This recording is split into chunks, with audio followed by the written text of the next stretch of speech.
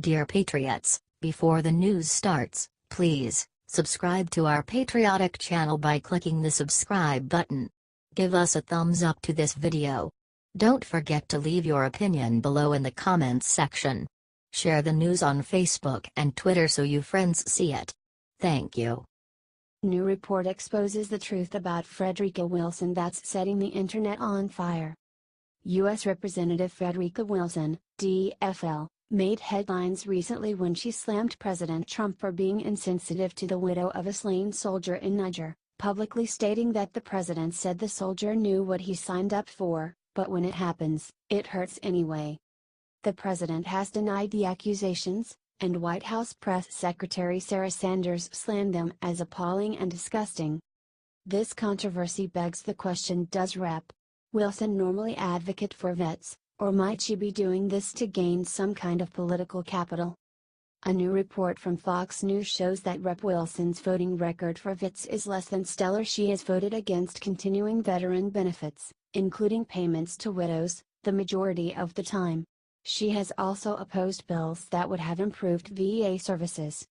That's right, people.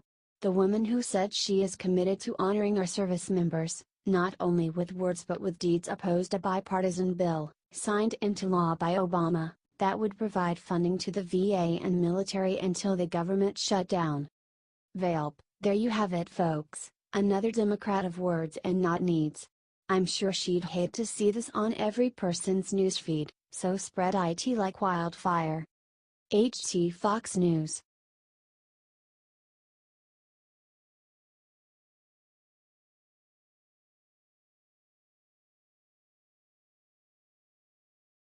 After attacking Republicans for years, Chelsea Handler finally got hit with worst news ever.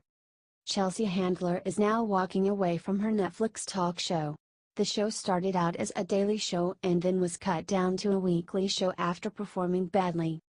The show launched in May 2016 and got terrible reviews. Handler made the announcement on social media and is going to now spend time focusing on activism instead. Here is the statement that she put out. Like so many across the country, the past presidential election and the countless events that have unfolded since have galvanized me. From the national level down to the grassroots, it's clear our decisions at the ballot box next year will mark a defining moment for our nation, Handler wrote on Twitter. For these reasons, I've decided not to return for another season of Chelsea, and instead devote as much time as I can to becoming a more knowledgeable and engaged citizen and to focus on projects that have significance to me. My goal is to be better informed, raise my voice, and participate in a more meaningful way. I want to travel the country and visit areas and people I don't know enough about, speak at colleges and listen to students, and gain a better understanding of our political divide. I have joined forces with Emily's List to elect more women to public office, register people to vote, and campaign for candidates who are fighting for women's rights. I am excited to share that I will continue my partnership with Netflix, working together on a documentary where I'll engage with people I don't talk with enough, people of different ethnicities, religions and political philosophies, she continued. Netflix could not be more understanding, and I'm grateful for their continued support. New episodes of Chelsea will continue to stream weekly until the end of this year. Aren't you glad that another crappy liberal comedian just ate the dust?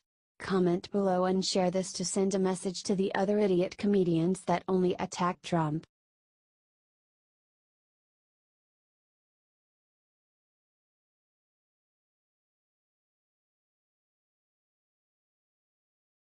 CNN screams at America for having the audacity to elect Trump. The mainstream media is still furious at the American people for electing the president that they didn't want them to elect. During an interview with CNN Newsroom with Anna Cabrera, Chana Burke, the creator of the #MeToo movement, screamed at America for having the audacity to elect President Trump. Do you believe that where we are today is the result of a sort of cultural wounds that were maybe opened during the campaign? Asked the host. Oh, absolutely.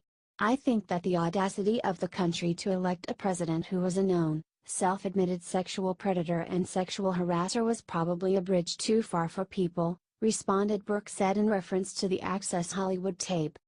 Like, we've come to a place where people feel emboldened to speak out loud, but I think, before #MeToo, it was just people being aghast that we could elect a president that could say the things that he said Burke. Liberals like to pretend that Trump's Access Hollywood tape was him admitting to sexual assault. But it does no such thing.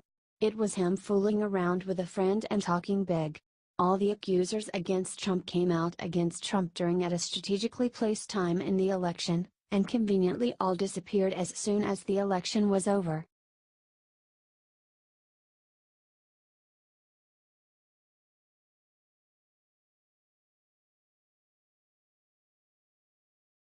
Piers Morgan publicly shames a church for trying to protect themselves against mass shootings. Piers Morgan just insulted an American church for their way of preventing mass shootings. All over the church, they hung signs that said the following: "Welcome to the river at Tampa Bay Church, right of admission reserved, this is private property. Please know this is not a gun-free zone, we are heavily armed, any attempt will be dealt with deadly force. Yes, we are a church and will protect our people. The pastors," says the sign. The sign went viral and apparently Piers Morgan, a British journalist who hosts Good Morning Britain, was horrified. "This is not a sick joke. This is America's response to the recent mass shooting in a church," tweeted Piers Morgan. However, the sign was in place for almost a year. Fox interviewed the pastor behind the sign. "If you think you are going to come here and do that, this is a deterrent for you because it is everywhere. It's not like we hide these signs. They're big signs, and it's going to tell these people, we will protect our people," he said. Many people on the internet bashed Piers Morgan for his idiocy. "I doubt his attempt to shame us out of our determination to defend ourselves will convince Americans to follow Europe's path towards submission and serfdom. This should make you proud, America. We will not surrender to evil," tweeted Kurt Schlichter.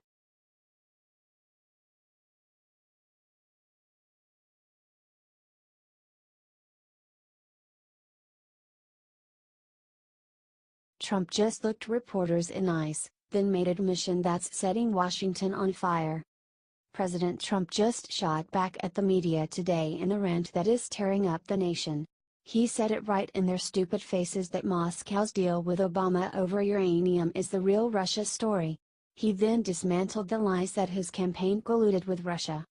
While sitting next to Puerto Rico Governor Ricardo Rossello at the White House, Trump lit into reporters in a rant that they will not cover. "That's your story. That's your real Russia story. The real story is uranium," Trump told reporters. "Not a story where they talk about collusion and there was none. It was a hoax. Your real Russia story is uranium and how they got all of that uranium, the vast percentage of what we have. That, to me, is one of the big stories of the decade. Not just now. The decade." Trump is, of course, talking about the fact that the media is covering for Democrat interest and not willing to talk about the scandal of the century. "The problem is mainstream media does not want to cover that story because that affects people they protect," Trump claimed. "So they don't like covering that story. But the big story is uranium and how Russia got 20% of our uranium and, frankly, it's a disgrace, and it's a disgrace that the fake news won't cover. It's so sad. Share this if you stand with our president against the swamp that is threatening to drown him. We must stop this here and lock up all the traitors. I fear for the republic if we don't."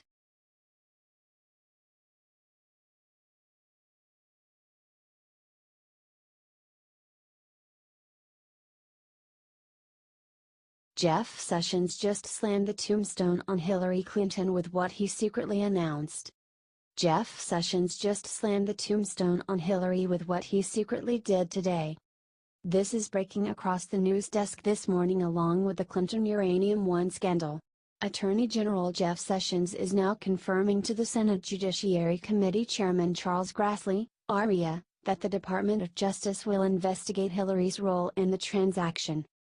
According to Fox News, a top Senate Republican is probing potential conflicts of interest for Hillary Clinton and Obama regarding the 2010 approval of a controversial uranium deal with a Russian company. This committee has an obligation to get to the bottom of this issue, Senate Judiciary Committee Chairman Chuck Grassley, Republican Iowa, said Wednesday, at start of hearing involving Jeff Sessions. Senator Grassley has now called on the attorney to the former FBI informant to speak in front of the Senate Judiciary Committee, according to Circa. The same FBI informant was threatened by the Obama administration for speaking out against corruption crimes.